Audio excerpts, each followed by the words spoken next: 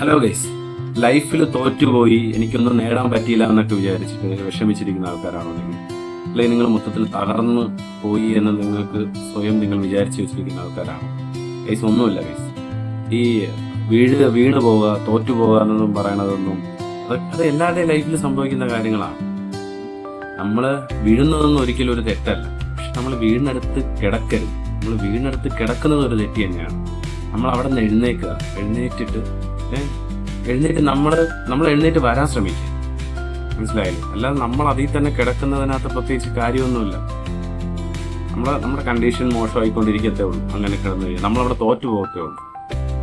നിങ്ങൾ ആദ്യം ചിന്തിക്കേണ്ട കാര്യം എന്ന് പറഞ്ഞാൽ, നിങ്ങൾക്ക് തോക്കാൻ മനസ്സില്ലാത്തടത്തോളം കാലം, മനസ്സിലായില്ലേ, നമുക്ക് തോക്കാൻ മനസ്സില്ലാത്തടത്തോളം കാലം നമ്മൾ തോക്കത്തില്ല. നിങ്ങളുടെ ഹോപ്പ് വിടരുത്.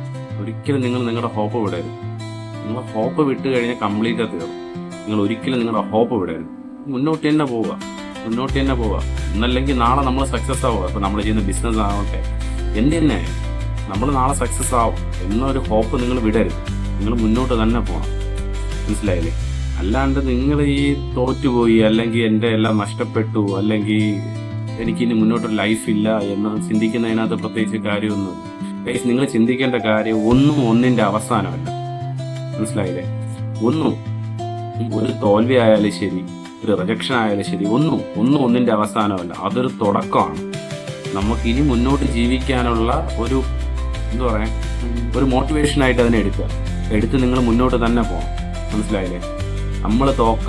നമ്മൾ തോറ്റു കൊടുക്കാതെ ആർക്കും നമ്മളെ തോൽപ്പിക്കാൻ പറ്റത്തില്ല. Okay guys.